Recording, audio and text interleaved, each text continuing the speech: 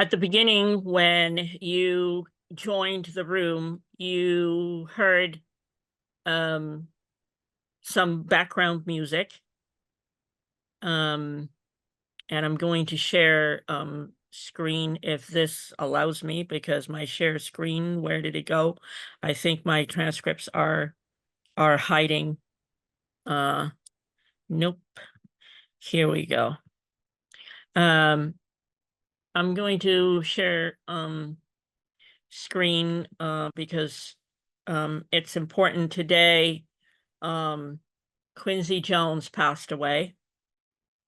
And we wanted to honor him, have a moment of silence to honor him. What you heard coming into the room today was Soul Bossa Nova. And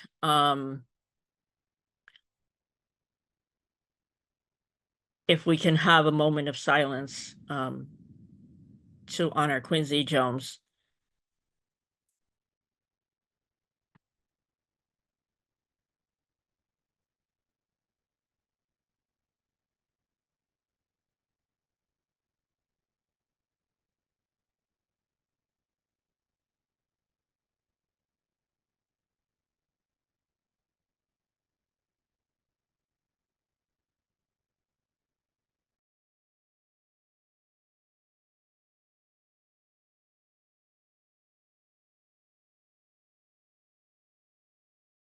Quincy Jones was a record producer, songwriter, composer, arranger, and producer. His career spanned 70 years with 28 Grammy Awards won and 80 Grammy nominations. So thank you for that moment of silence and for our people who have given so much, and in this case, Quincy Jones, to our community and to the world. For those who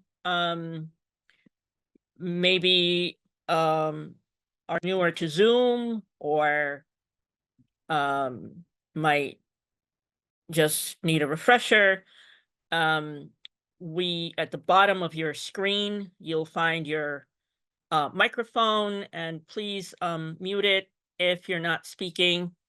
It would be nice if you have your cameras on, but we understand it's sometimes necessary to turn the camera off. And there's some reactions at the bottom of your screen. If you don't see the reactions, you might see 3 horizontal dots. That will allow you to raise your hand if you have a question, or feel free to use the emojis if there's something that you like. Just click and participate. This is going to be a conversation where people can ask questions while we're dialoguing with Rhonda S. Vesey, who is our speaker of the night, of the of the afternoon. Sorry. But there's also going to be Q&As at the end as well. So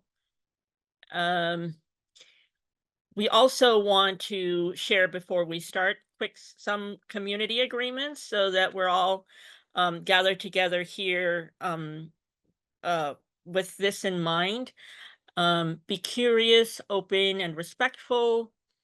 No one knows everything. We can't be articulate all the time. We take care of ourselves. We ask for confidentiality. Don't speak for others without explicit permission. One mic. Avoid jargon, acronyms, and industry language. Be aware of time. Speak for your own experience. Challenge assumptions. And be conscious of intent versus impact.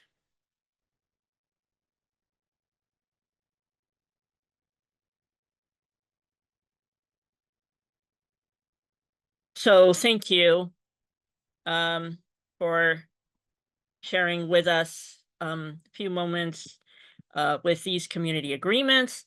I want to go and start introducing our wonderful speaker for today, which we've been waiting for quite a while. I'm just trying to get my escape button to work so that I can get out of the slideshow. And I guess my computer is slow today, so I thank you for your patience. Because I do. Okay, so we have with us today um, Rhonda S. Vesey. She was born in Wichita, Kansas, and resided there until she was 9 years old when her dad accepted a position at the Syracuse Neighborhood Health Center and went on to teach at Syracuse University. Rhonda graduated from high school from Syracuse City School District and attended Syracuse University. She then moved to New York City in the 80s and worked in the finance industry for chemical bank headquarters mergers and acquisitions for several years before returning to Syracuse, New York, when her mother passed away. Rhonda then helped to raise her nieces and nephews. It was during the pandemic that her life took a 360 turn, and she found herself fulfilling the most rewarding work in her life. And that's the work of FAHNN that we're going to hear about today. Rhonda is now the project director of Food Access Healthy Neighborhoods Now. And that is FAHNN. This is being offered to you by NISA, Northeast Sustainable Agriculture Working Group. We're happy that you've joined us, and welcome, Rhonda. Thank you, Christina, very much. Thank you very much. We're going to have a little bit of a dialogue, but I will want to pin, let's see if I can pin Rhonda, and if I can't, that's okay. My controls are a little challenging today. So that you can see her on screen at all times. You can also pin Rhonda yourself by doing right click and pinning her window. So we're gonna go into some questions here, Rhonda. I met Rhonda in Syracuse, New York, and I was really just so grateful for the work that she's doing with the community. In 2018, in Syracuse, the only accessible grocery store in your neighborhood, in Rhonda's neighborhood, closed down, leaving only the dollar stores as the only food accessible point for the community within a half-mile walking distance. And I'm going to ask Rhonda, can you share a little bit what the overall context is in Syracuse, New York? What's the food insecurity there? What's happening? What did you see happening in your neighborhood in 2018? And then when the pandemic hit, tell us a little bit about that situation and the food insecurity context. Sure. Thank you, Christina. First, I want to give thank you to everyone for taking time out of your afternoon, early afternoon. I appreciate everyone who's on this Zoom webinar with us today. I need to give a special acknowledgement to my Aunt Harriet, who is on from St. Louis, Missouri, and my cousin Angela is on from St. Louis, Missouri today. So I appreciate you both and love you both. Thank you so much for taking time out. Christina,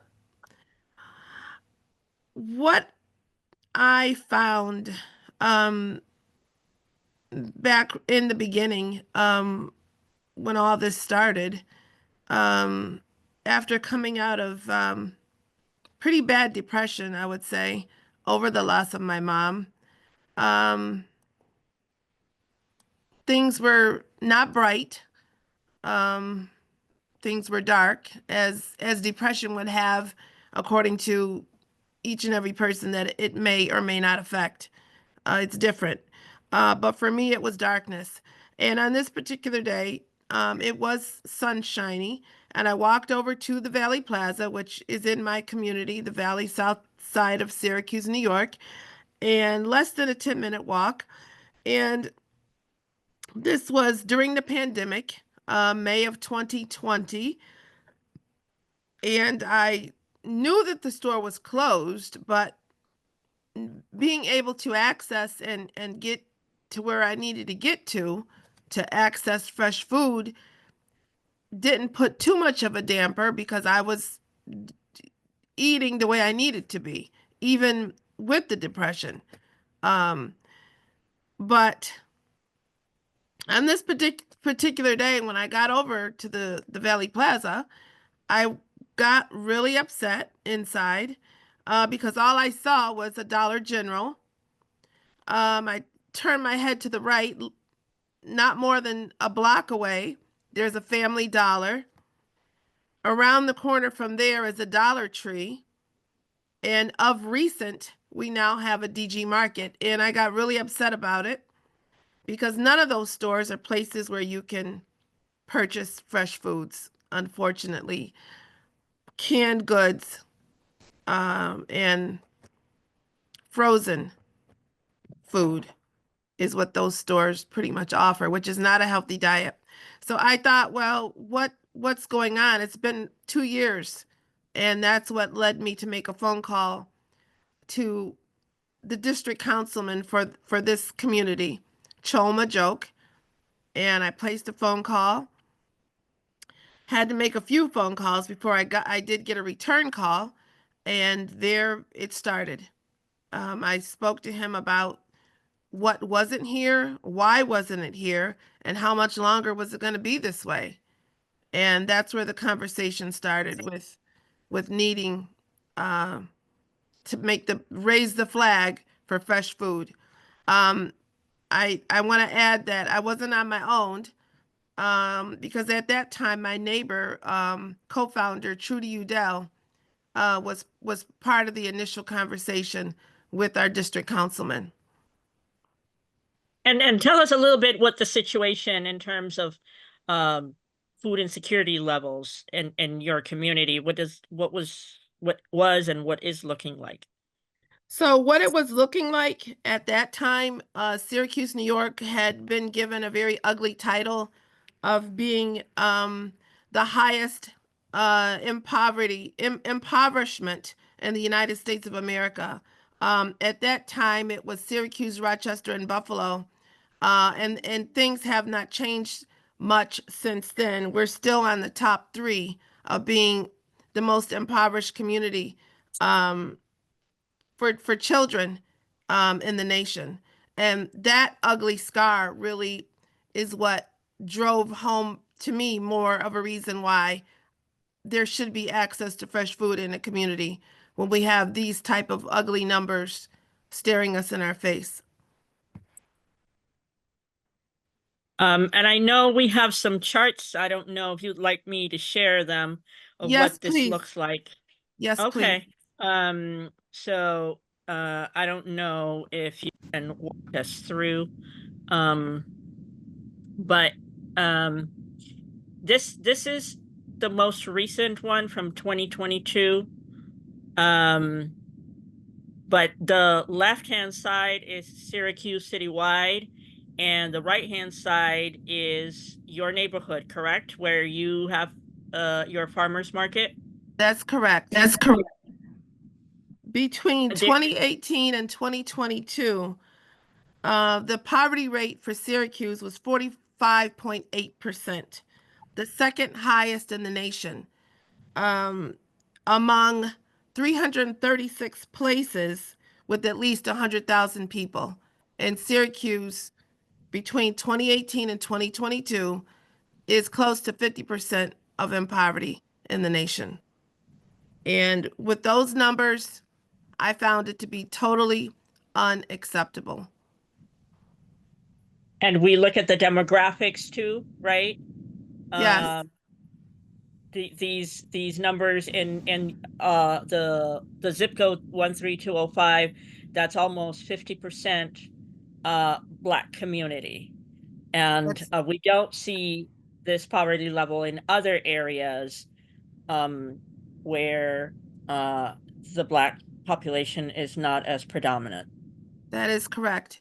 The zip code 13205 here in Syracuse, 13204 and 13207 are considered on the USDA a green light district, meaning when I'm looking for avenues of grants, this area is like top to help this area. We're a green light district for the USDA map because of the poverty in this town.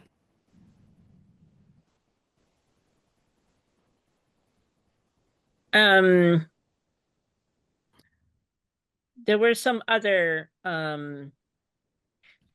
there was some other data, but that really this really sort of encapsulates what is going on, and also um, as I recall you mentioning, most of the population living in these zip codes don't have a car. And so how crucial it is for them to have healthy food access within a walking distance. That would be half-mile radius at least. That's correct. Um, so who is the population that you see the most impacted in terms of that the market is trying to reach as many people as possible, of course, but who is the population that you see is most needed and is accessing, oh, so sorry about that, accessing the market?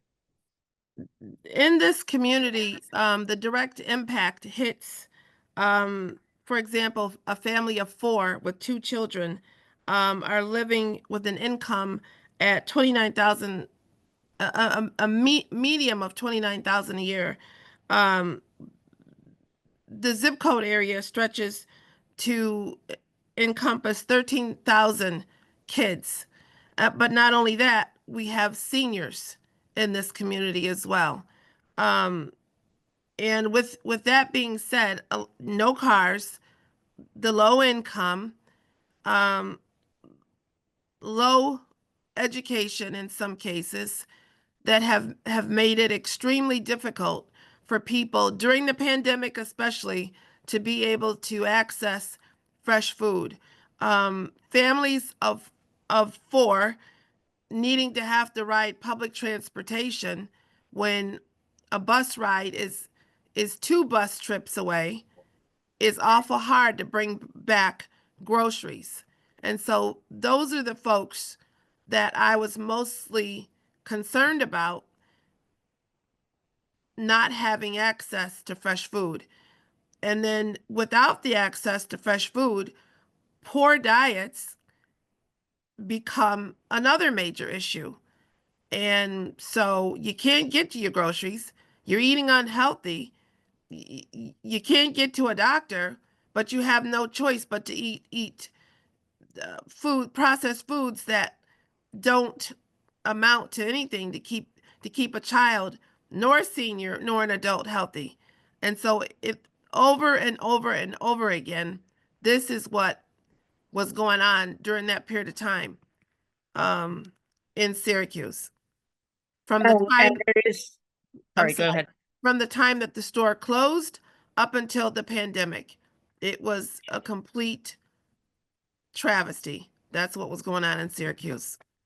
And then there is this whole corridor, Rochester, Buffalo, Syracuse, that somehow the supermarket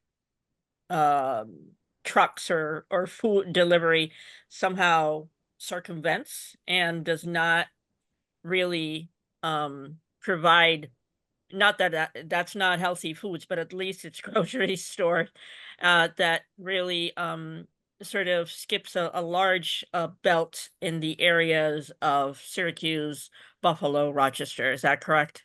Well, the major transportation hubs come up this way, but they were going to the bigger stores, Wegmans and your Tops and your Price Chopper. So anybody who knows those stores, those are full service grocery stores. Those are the stores that when you live in a community with low access, it's hard to get to, especially when you don't have a car. And if you have low income, it's even hard to have money to ride the bus. And if Yeah. you have young children, tracking young kids plus groceries on a two-ride bus trip, that's pretty difficult to do. And so those are the things that we were thinking about when we started putting together what were we going to do? How are we going to help the problem? So you call the city councilor and tell us a little bit how you ended up contacting who today is your landlord, if I don't know, we could call can tell us a little bit about the beginnings of how you got started. Certainly, excuse me. Uh, with our conversation with our district councilman at that time, he's now our counselor at large, Joel Majoke. We gathered other people, we meaning myself, Trudy Udell, Joel Majoke, contacted other folks in the community to get together during the pandemic to talk about this problem of not having access to fresh food. Um, when the Tops grocery store was there in place, it made it much easier for the Bernadine Apartments, which is um, a senior citizen 24-hour building, Valley Vista, um, several elementary schools made it much easier for folks to get to a store to buy food. Um, Not having that, as I said, was the crisis. We did get together with several folks. Most of us are still together to this day. And I just want to acknowledge, I don't know if they're on the call, um, Audrey Haskell, Kathy Downing, Kathy Stribley, Will Wagner, and Tim and Lisa Lambert. Um, we sat down.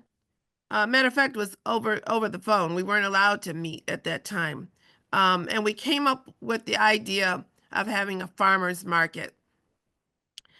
Um, the Valley Plaza, where the grocery store was, is a privately owned property, which they are out of Buffalo, New York. I contacted the property owner, CEO, and asked him if we can meet. We contacted the mayor of Syracuse and also Syracuse City Business and Neighborhood Development Director. We all got together during the pandemic and talked about using the property to launch a farmers market, something that this side of town had not ever seen before. There were plenty of farmers markets further out at other grocery store locations, but not any inside the city, especially at the Valley Plaza. We established conversations were had, um, permission was given, and Food Access Healthy Neighborhoods Now was launched. We were in creation, grassroots, off the ground folks getting together to make something happen. And that was our focus at that time, getting with the folks that needed to have the yay or nay to start what we started in during the summer of 2022, and that was a farmers market outside of the Valley Plaza. And this is the well, this is winter. That's a winter Uh, here. Yes, but that's part of what where we are located. Um, we started the farmers market in, as I said, in the summer of 2022 outside. We had not been given permission for indoor space at that time, but the market was slim. We started off with Brady Farm, which is a urban farm in the city of Syracuse. And we started off with University Hospital Healthy Heart Program, my doctor, which I met through Syracuse Onondaga Food Systems Alliance, helped to engage interns, medical interns from the hospital to be a part of the market. Um, because if you're not eating healthy, perhaps you don't even know how unhealthy you may be living. And so having them there on site was important for folks to come and get just simple blood pressure checks. Those kind of checkups that led to possibly a physician referral, which is also something hard to do if you don't have a doctor. But that's where we started. We started with just those folks, but it went well enough that by the time October came, October of 2022, I said, we can't stop now. All the empty space, unfortunately, the Valley Plaza has gone through some uh, issues with keeping tenants, so there was plenty of empty space. I spoke to the CEO of the property and asked him, can we go inside? We were given permission to go inside October of 2022, and we started the winter market, which ran twice a month on Saturdays. And to this day, the summer market and the winter market are still going on. And Rhonda, so you have in the summer every Saturday, correct? That's correct. 8 In a.m. the 8 winter, a.m. to 2 p.m. in the winter you've got 2 Saturdays a month. And then in the summer you have every Wednesday, and in the winter every Wednesday as well. We, excuse me, I didn't start the Wednesdays until just this year. Mhm. So we added on the second year, being that folks in the community now having access to fresh food, lots of people really didn't know how to cook with fresh food. So we connected with the Food Bank of Central New York, and they started collaborating with us with live fresh food cooking demonstrations. And they went well. Folks came not only for the samples, but the recipes and just the idea of knowing you can make a meal from healthy, fresh food.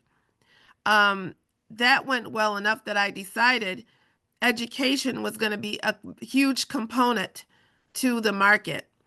And therefore, we started talking about adding an additional day for access to fresh food during the week. And just this year, July 10th, we launched the Wednesday evening market and workshop series, where we have been given all of Onondaga County's programming by our um, County Health Commissioner, Dr. Anderson. So all of their programming is a part of our market on Wednesdays. So there's 2 days to access to fresh food, but not only just the fresh food access, we are bringing education to the community as well. And a lot of that started because of the need to understand how to cook fresh and healthy food, but also the idea to be healthy, to keep a healthy lifestyle and a healthy diet. And that's when we just decided to bring on the second day, the workshop component. What are some of the topics, if I may ask, some of the workshops that you're offering? Um, let's see. We just had a workshop with Night NYSERDA, New York State's energy hub, and the agency that brought the energy efficiency workshop was Agree.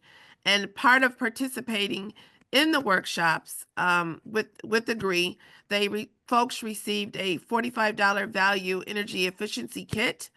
But in addition to that, all of the Wednesday workshops, we offer childcare for folks who come straight from work and perhaps childcare is ended. We make sure the kids have activities, and we also offer healthy refreshments, as well as a bag of produce for attending the workshop series. And I have to give a big shout out to the Brady Farm and to Plum and Mule, because both of them have been exceedingly helpful in giving produce to the participants that come to the workshops. And that's free produce. A That's bag of free produce. produce. This is the Brady Farm. Yes, it I'm a is. little hesitant of getting into slideshow mode because it's not letting me escape very easily today. My escape button is a little not very agile today.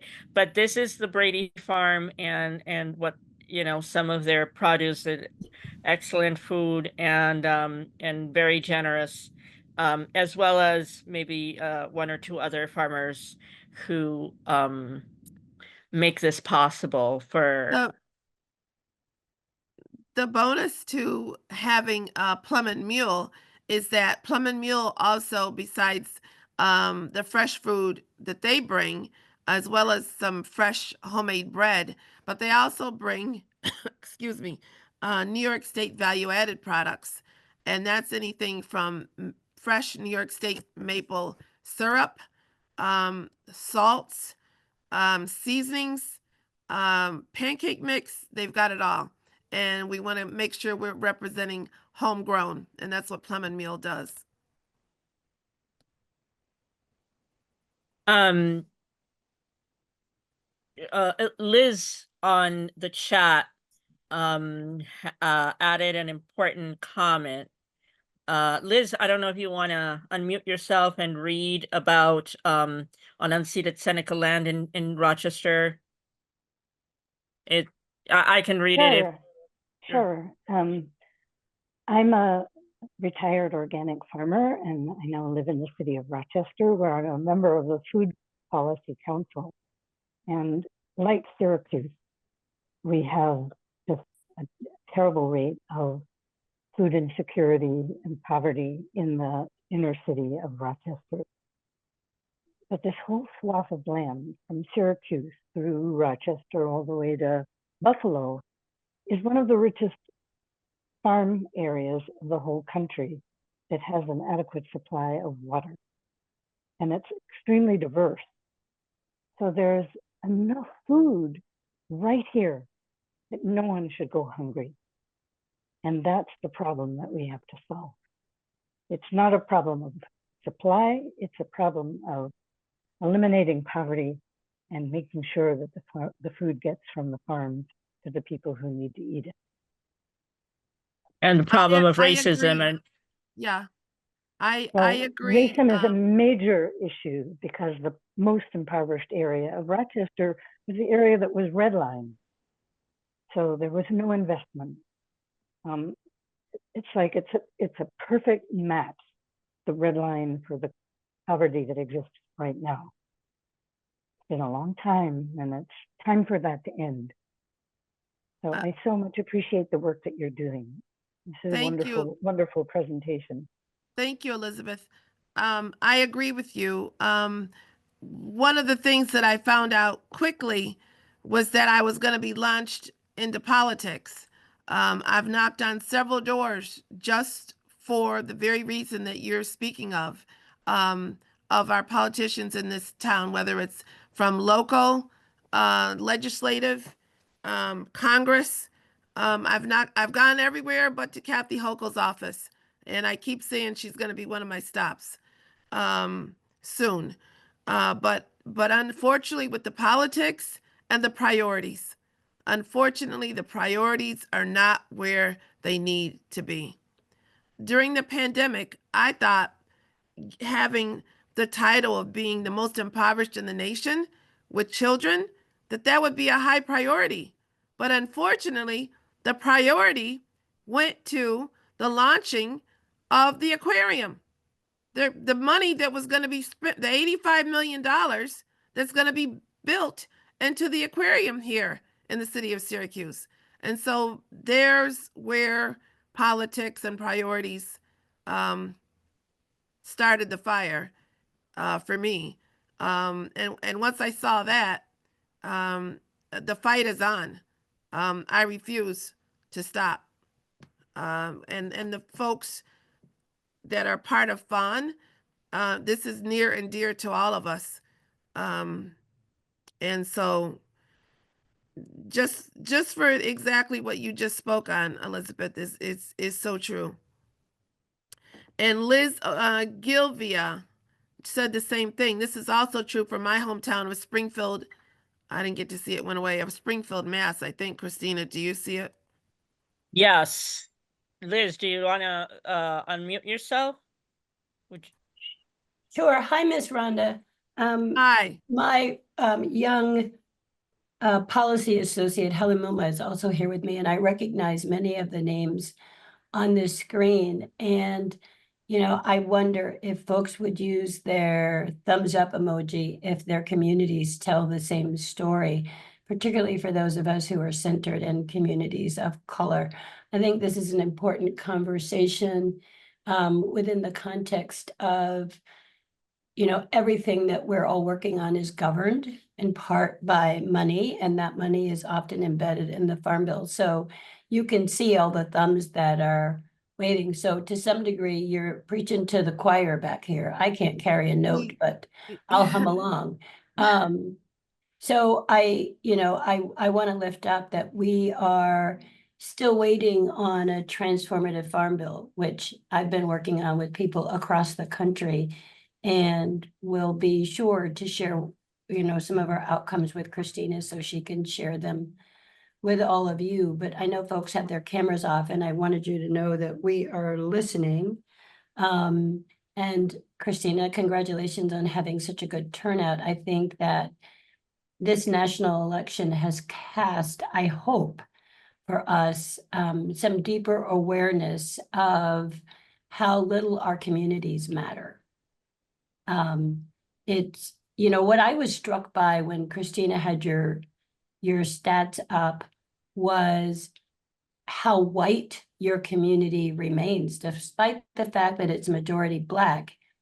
And I think that's a big takeaway for many of the people on here who are of European descent, that what the other Liz lifted up about poverty and racism, these are such deep wounds that they eventually will bleed into other communities, whether people realize it or not. And something I heard a pastor say, a white evangelical pastor, I've been traveling a lot for the election and door knocking and speaking at rallies from the place of food, and what is going to happen should the Republican Party, not just at the presidential level, but at all the downstate elections, advance. And so seeing the numbers of white people, my question for you would be, have you been able to engage them? Because looking at your stats made me think of the opioid crisis, when it didn't become a crisis until significant numbers of white people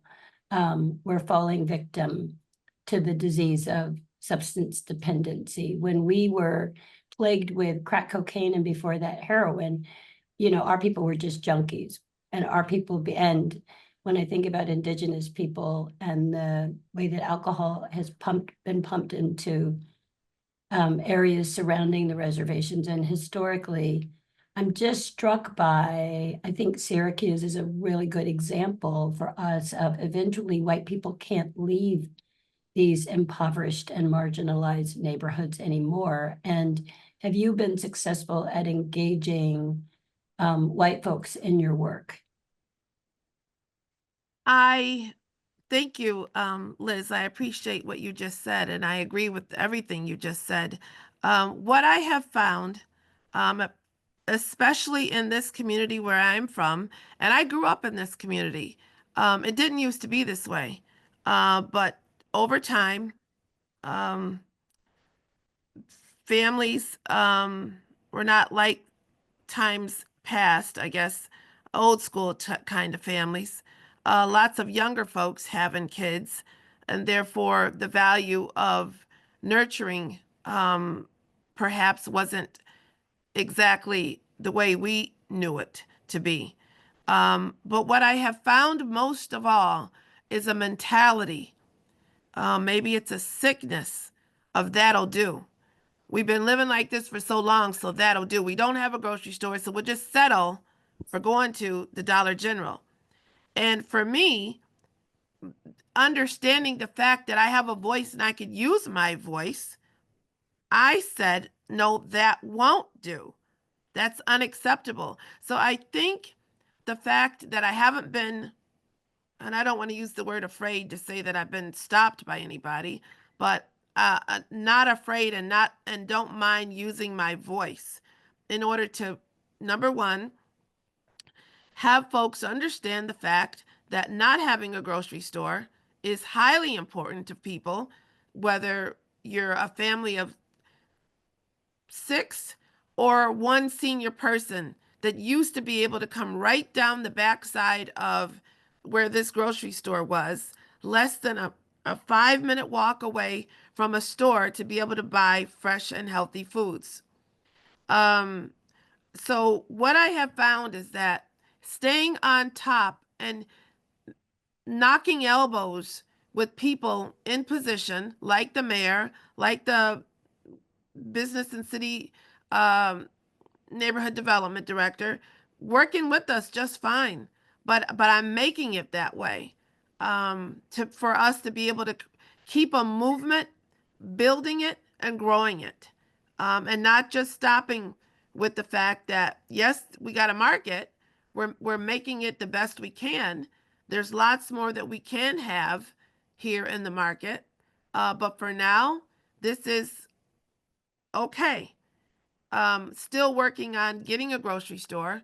Our hands may be a little bit tied because the property is privately owned, but still, nonetheless, we're going to keep doing what we need to do, Food Access Healthy Neighborhoods Now, to bring the freshest produce, build up our vendorship, and work with those folks in local city government and government beyond in order to make things work.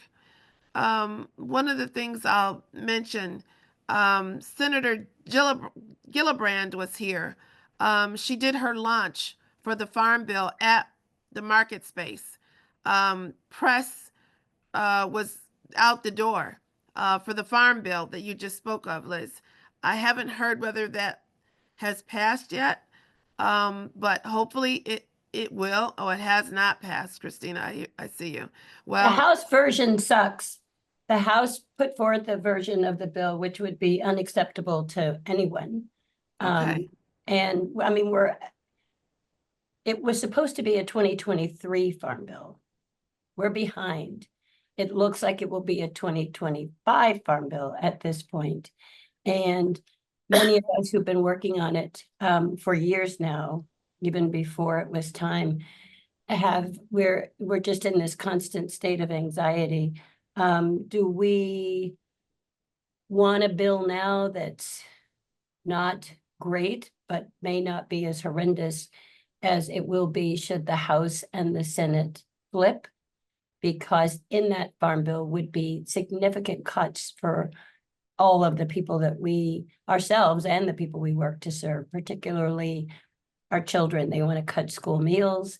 Syracuse is a community eligible participatory city, just like my city is, based on child poverty rates. And I saw someone from Mill City Grows on here, so I know that Lowell is also that kind of city in Massachusetts.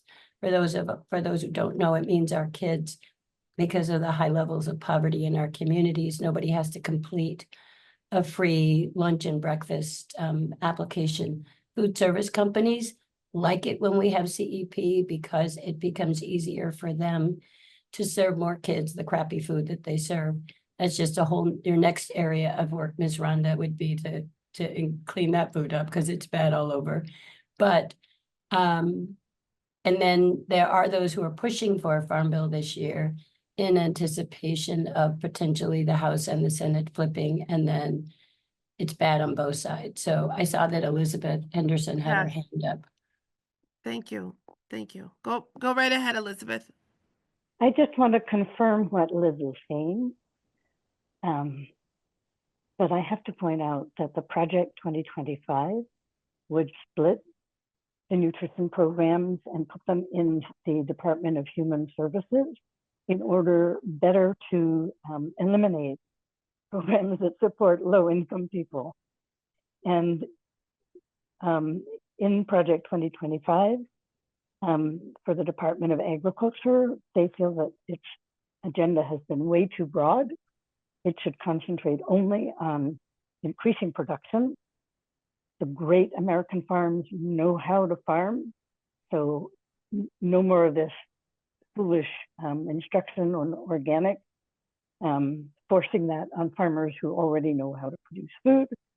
And the Department of Food and Agriculture should not include anything about racial justice or climate change. So that's why I'm leaving you all Okay, to keep thank up the you. canvassing that I've been doing. And neither version, neither framework for the Farm Bill is a transformative one. No, it is not. We still have a lot of work to do to get Yes, there. we do.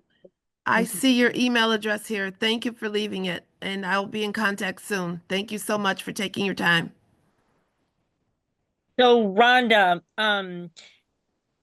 back to the market, and how the community in Syracuse, you talk with your the people who visit the market all the time. You know the community, you are in the community. The market has become it's beyond a market. You have the educational component, you have the connecting with different foods. I know that you were trying to get okra in and other vegetables and produce for different cultures that are asking for it. And but there's conversation, and there is connections, and there's belonging. And as I see it, FAHNN is becoming a movement. And maybe, I don't know if you want to share a little bit about some of the conversations or some of the insights that you can highlight from what you've shared and here in the community, how important it is, how important the market is for the sense of belonging for seniors who are isolated and in a situation of loneliness. And I'll let you speak. Sure. One of the things that I'm working on launching hopefully by early 2025 is delivery to the senior building. And we've got 3 senior buildings right here in the Valley Southside community. It's important to engage with them and bring some of what we're doing at the market inside of their space as well. That is something that's a work in progress. One of the other things I wanted to say, just to quickly back up for a moment, some of my engagement has been with our state senators. I attended at the beginning American Food Equity Summit in Buffalo, New York. I thought that it was something that the entire community knew about, and spoke to Rachel May, who's our New York State senator for this district, to attend with her entourage. Unfortunately, she didn't know about it, but she did send me with her entourage to Buffalo for this particular summit. At the time, and I'm speaking of Tops Markets, there in Buffalo, they suffered that terrible tragedy where the young men killed several Black folks in the store one early Saturday morning. But what I learned from that, because there was folks from all over, agriculturally, um, all the way up and down the line. And what I found, bringing that information back to Syracuse, not only did I meet the CEO of Tops and found out that the reason for the closing of our grocery store was not for theft reasons, but it had to do with the bottom line. Unfortunately, in a poor community where there's low income, the amount of funds that are needed to keep the doors open on a weekly basis just weren't cutting it, and therefore our store had to close along with 13 other stores not only in Syracuse but in the region, New York State region, for tops that year. And I say that because being able to network the way FAHNN is and the way I have, networking with folks in positions that are helping us do what we do. People in the community are anxious to have us open every day.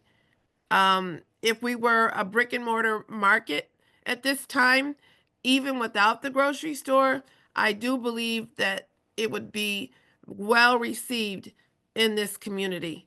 So what I'm hearing from folks, especially the fact that they can come and talk to folks that are keeping them engaged. We encourage folks to come out and become a member.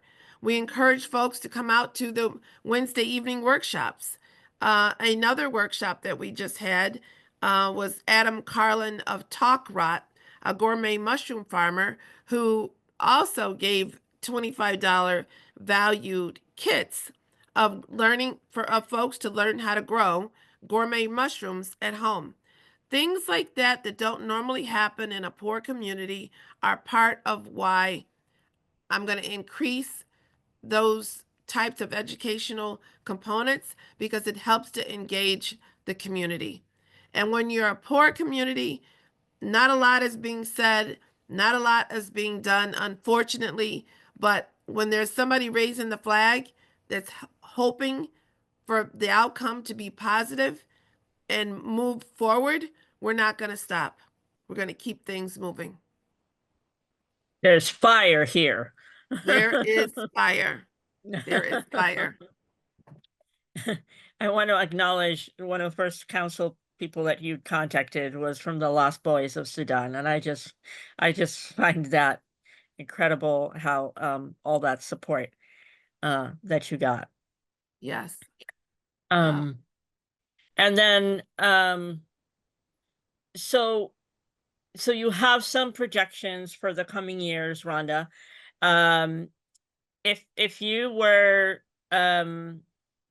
if this were an ask, right, and you were to have your wish list, what are the things that you want to accomplish and the things that you're striving to achieve, from a greenhouse to all of the things that I've heard you needing on site?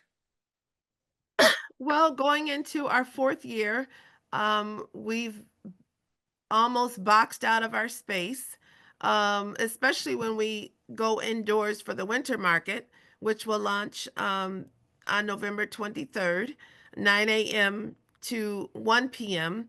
I'm looking to engage the pastors in the community so that I can become a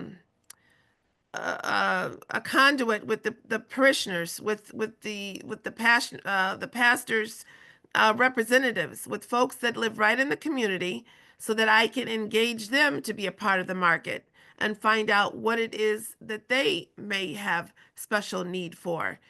So we need to build out our space, not only for the workshops, but for community space as well, would be nice.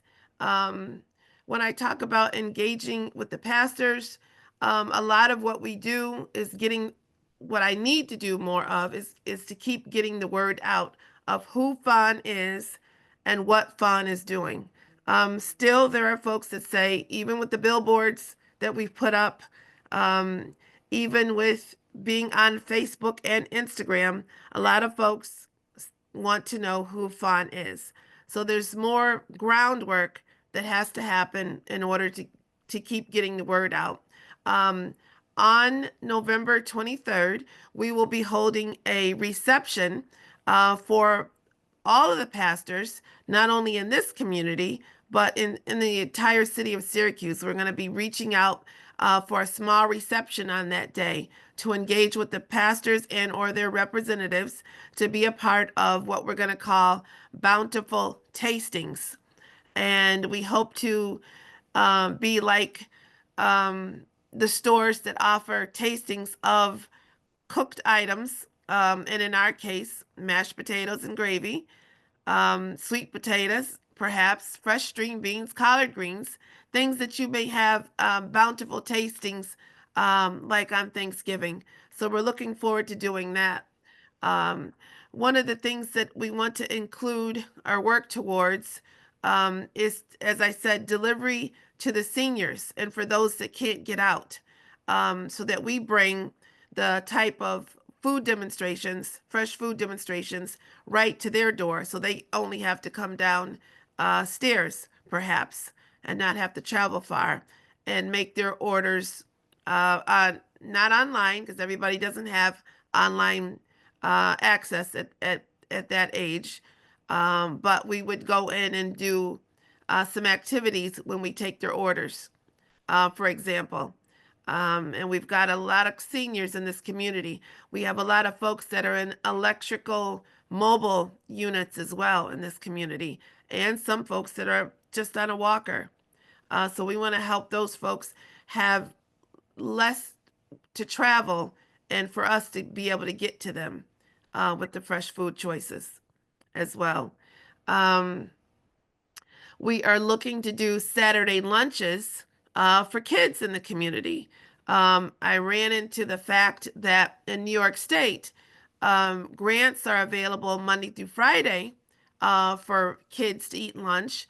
But unfortunately, I haven't come across a grant yet in New York State that I could use to launch a lunch program on Saturdays for kids that are in low-income families to have lunch at the market on Saturdays. So we're looking forward to do that. In order to do those things, we would need to have a full working kitchen, a full working professional kitchen in a expanded space with perhaps not one but two workshop rooms and a community room. So that's a big ask, but it's what we need to do in order to make things work as we move forward with bringing access to fresh food into a community that has no access at all right now.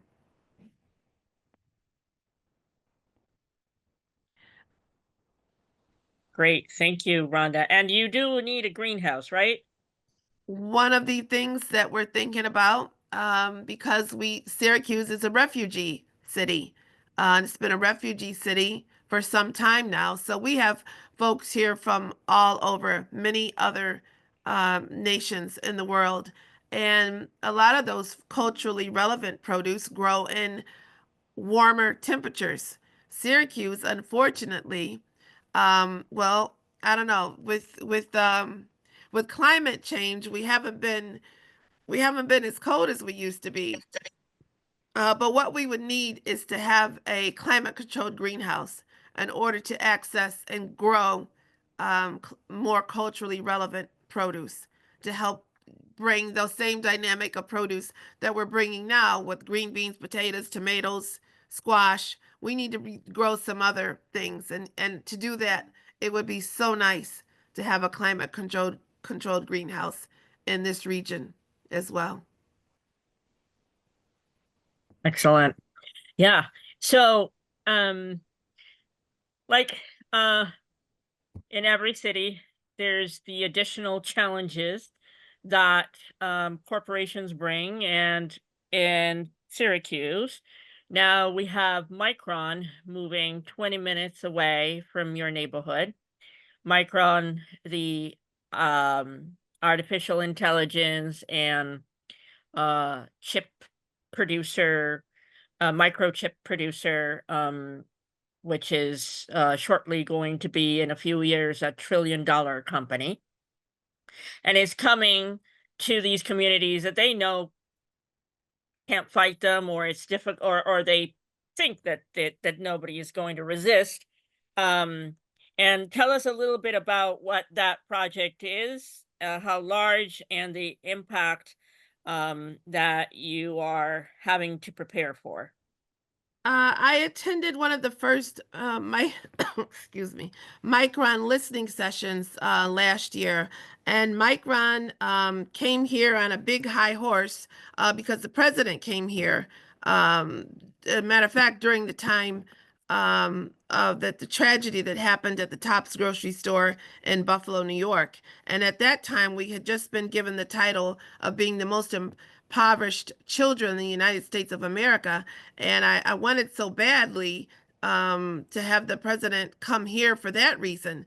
But at that time, it didn't happen. But he did come back to launch the $600 billion money that's going to be funded into this community, Clay specifically, where Micron is going to be built, the first computer chip company in the United States of America. What's big right now on the horizon is that Micron is in hoping, they say, to invest, to do a lot of community investment. What that will look like, I don't know. What it needs to look like is they need to come down and specifically zero in on communities like the Valley South Side. And if that means that there will be job training in particular, then we need to make sure folks that need jobs are looking to make the middle income that they say Micron will bring, come to the Valley South Side so we can launch some of these job training programs for folks in this community that could use a leg up in that area as well. You know, between Micron, between the aquarium, as the woman spoke of earlier, the priorities and who gets to be the end result of what these priorities are, or are we going to just remain at the bottom of the poll? Time will tell. That's more contacting, that's more knocking on doors, that's more speaking to folks to make sure that they understand who we are, where we are, and what we need. And that's what the movement does. That's who FAHNN is. We are all about healthy neighborhoods now. And that's more than just access to fresh food, because your mental state of mind has to be just as strong as your physical body. And so that's what this movement hopefully will continue to create. A strong, healthy community that could stand on its own and not have to get the title of being a food desert or food apartheid. That should go away. Thank you.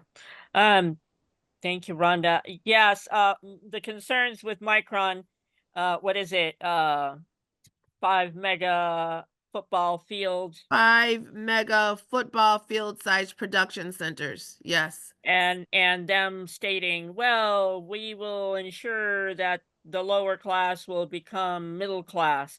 And people might think with that narrative that, oh, people are going to get jobs and they're going to access other types of salaries.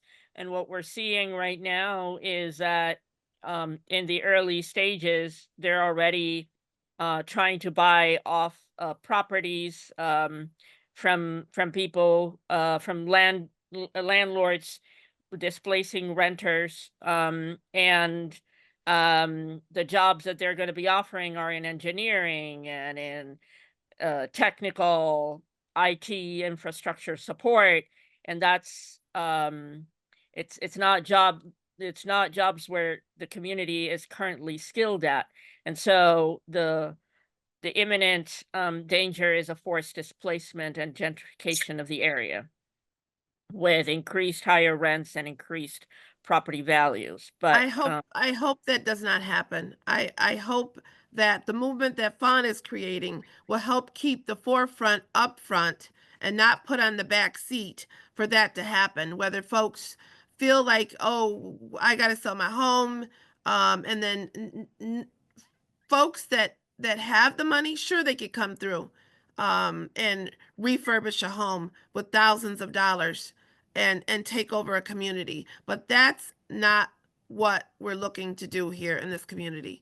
If they're offering community investment, if they're offering training for folks to train to understand how to work the machines, how to do a job, then that's what we need to hold them to. Hold them accountable for what they've said they're going to do here in Syracuse, New York, right here in the Valley South Side. Yes, that's why the organizing and on the ground and what FAHNN is doing is so important. Um, so this is a moment where Nisa wants to reach out to folks. I am going to put up a slide here. And a link as well. For anybody interested in donating to FAHNN, making a contribution, or you think of someone who might be able to do so, here is a QR code, and I am dropping on the Zoom chat. I am dropping the link that you can also click and open for a donation. FAHNN has a fiscal sponsor, so the donations will go to the fiscal sponsor and to FAHNN. So if there's another name that opens up when you click on that link, just rest assured that the funds are going to FAHNN. It's so important, even if it's $1 or $5, that we in solidarity support each other, so that our communities can grow strong and healthy and have the provisions that they need to continue on in this important food security and movement building. I do all of what FAHNN is doing is incredible movement building. I also I want to just see if there's any questions before we close. We're at 3:15. We have 15 more minutes. I want to see if I'll leave this up a little bit longer. And Rhonda, if you have if you can type your email address or how people can reach you, if you can share that on the Zoom chat, that would be fantastic. And I don't know if there are any questions or any comments from those on the call. Feel free to raise your hand, unmute your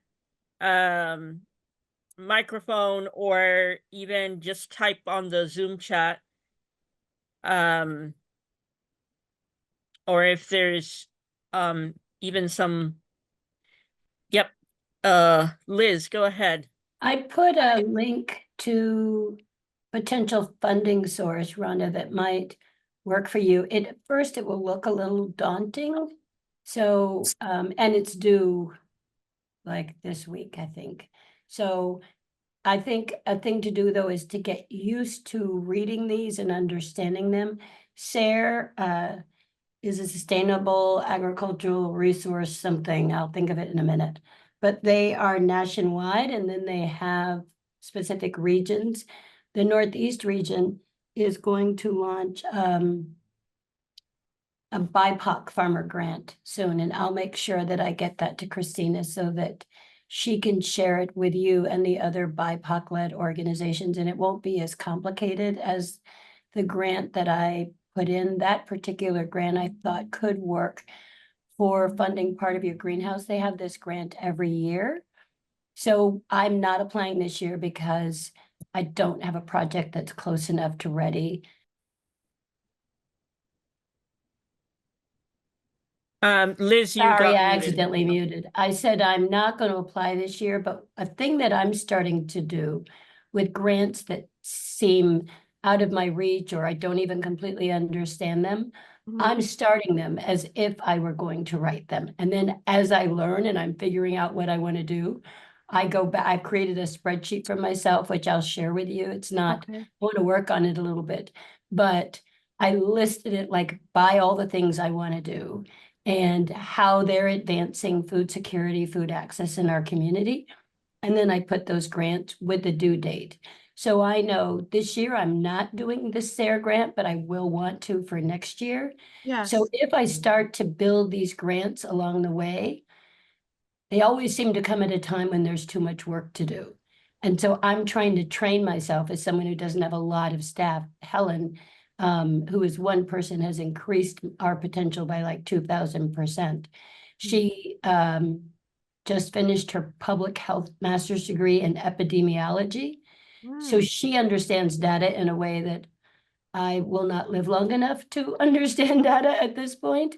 So I encourage you to look at Syracuse. I have a good friend who was a boyfriend years ago, and when he was at Syracuse, he and his friends, they talk now, we're all older, about, gosh, some of them got MBAs, some of them got other degrees. Had they understood community work, they would have wanted to go be a free intern somewhere, because it would have looked great for their capstone or their thesis, and they could have brought a skill set to your organization that you might not have. So I'd be very happy for Christina to connect us offline, or Christina, if you want to set up a smaller group or the same group to talk about those kinds of strategies of getting really skilled talent, because Rhonda, it's our job to grow the people who are going to do our job, right? I'm sure you must look out at the community and say, what would happen if I went away? I'm having that conversation every single day with myself. That's right. That's right. So I just put that out there as an offering, because it would be good for me too, to have that. One of the things, and people from Massachusetts and other places who know me, I am so grateful for white allyship, and we have what it takes to restore our communities to health. Because Liz made a good point about systemic racism and being the root cause of it all, right? And at the same time, white-led organizations are still funded at significantly higher levels than we are. They still seem to decide what work we're going to do and when we get to do it and how much they're going to give it to us. And I am, in the words of Fannie Lou Hamer, sick and tired of being sick and tired of that. That's right. So that's one thing I'm working hard on. We buy food from BIPOC farmers intentionally.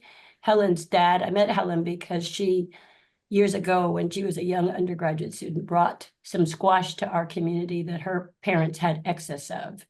And they were going home to Kenya and didn't want that squash to go to waste. And now we have a contract with them.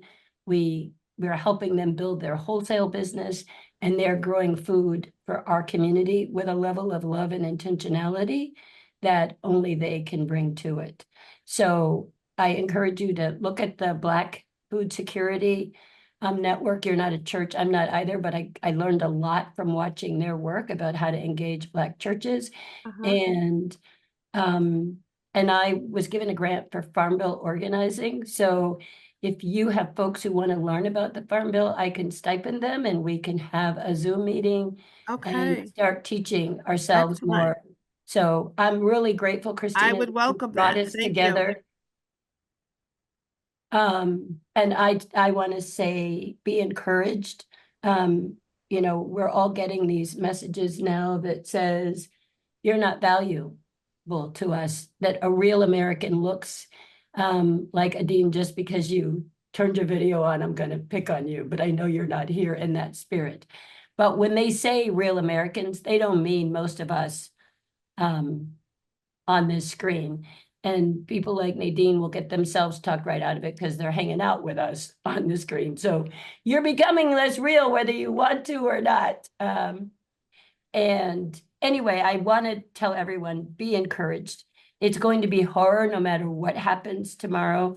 I said to Helen, my biggest fear is that she does lose, because then it tells us that there are more who think like them than we think. That's what it will tell us. You're right. And I'm praying and hoping that that's not what I hope that we came out of the woodworks. That's what I'm hoping. But we will be strong together with each other, with all of our allies across races.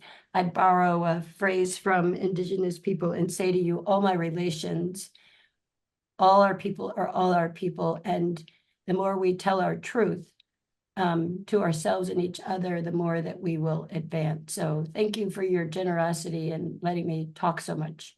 Thank you, Liz. Thank you. I want to give space for other people who raised their hands and added some comments on the chat. First Janine Jarvis and then Adine, that's the stack. Janine Jarvis on the chat says, I'm not able to get on camera or mic right now, but want to say, Rhonda, you're a force of good and an inspiration. I grew up in zip code 3207 and now live in 3204. Your work is close to my heart. Thank you for everything you're doing for our city. We need this. So Thank you, Janine. Thank you, Janine, very much. Thank you. I want to And- make sure I stay in contact with each and every person on this chat today, on this Zoom call today. It's very important to me. There's more work that we can all do together, much more. And when you registered, your emails have been recorded, so we'll share if if anybody is uncomfortable sharing their contact information, please let me know. Adine, and then Ishan and Dana McRae. Adine, would you like to you're unmuted and you also added something on the chat. Please feel free to share. So I am a food manufacturer in upstate New York, and I am on the board of the Electric City Community-Owned Grocery, trying to bring a community-owned grocery store to downtown Schenectady. And I am also on the recently formed Food Council of Schenectady County. And I will say there is some encouraging developments within upstate New York with the food councils that have formed. Buffalo, Rochester, Syracuse are a few years ahead of us, but they've been really great in kind of reaching back and helping us as we've formed our food council. We are hosting one of the first events to bring all the food councils together to kind of collaborate. Think of the collective power that all those food councils could have as we all share information about grants and resource opportunities, funding sources, et cetera. That's going to be November 18th. There will be an in-person option and a hybrid option. I put my email in the chat. If anybody wants a link to that, I will be happy to share that with you. And I will say, even though there's all this good stuff bubbling up and all this collaboration working, there's also challenges with consolidation at every level. And as the commercialized grocery world tends to consolidate, you know, in 2020, the top 4 supermarkets represented a 42% of all the grocery stores in the country. Now it's 68%, the top 4 grocery stores. So until we can really enhance what our communities are doing, we won't own our food system. And our food system, in order to be resilient, has to really work with communities. Grocery stores are meant to put up with white middle-aged women like me with a car that can drive and spend their disposable income in a grocery store.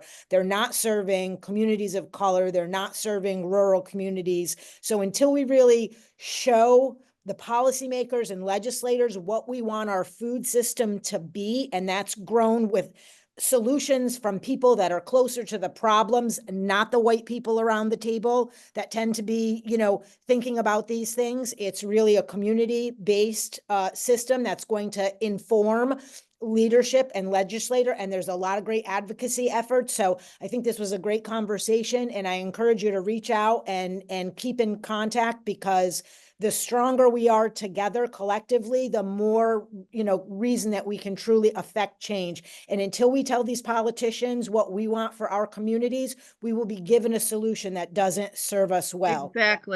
Exactly. Thank you, Janine. It's Adine. I also want to Adine. lift the Adine Jarvis. I want to lift the comment from Ishan and Dana McRae, who do not have reliable video and mic today, but are grateful to be here and thankful for the work you're doing, Rhonda. My husband is a BIPOC farmer in rural Oregon. They write, and as a business, we work towards increasing diversity in local food systems. Thank you for the work you're doing and for sharing this space and resources. We see you and we stand with you. Thank you very much. I appreciate that. Thank you. I also dropped in the chat our nisog.org join our network. If you are not already registered or haven't joined yet, we have a listserv, a distribution list, email distribution list, and we have the newsletter. I would encourage everybody to join to both, because that's how you find out about these sessions, the events, and then you start connecting with each other and sharing resources and weaving the fabric to build power, which is what NESOG is committed to. NESOG is committed to a racial equity transformation of the farm and food system, to collaborate, to co-liberate, and to build power, so that we can all share in the bounty and the well-being that should be available to all at all times, but also respecting and honoring and being in balance with Mother Earth. So we thank you all. We look forward. We just have a couple minutes. If there is another question, I'm happy to take it. Otherwise,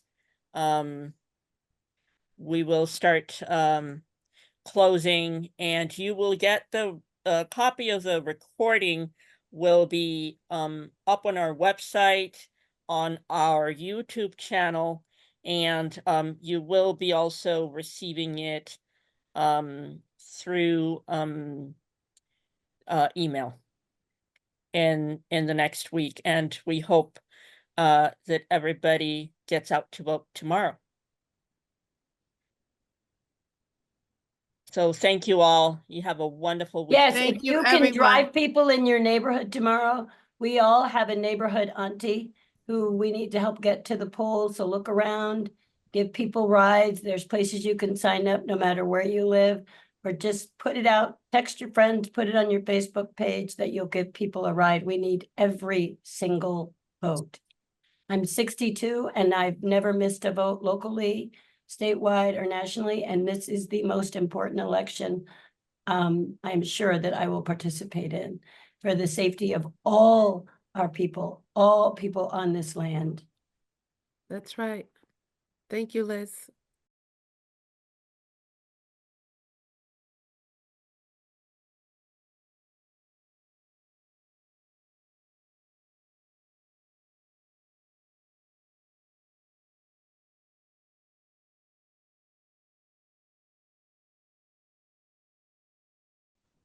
Have a wonderful afternoon, everyone. Have a great afternoon, everyone. Thank you.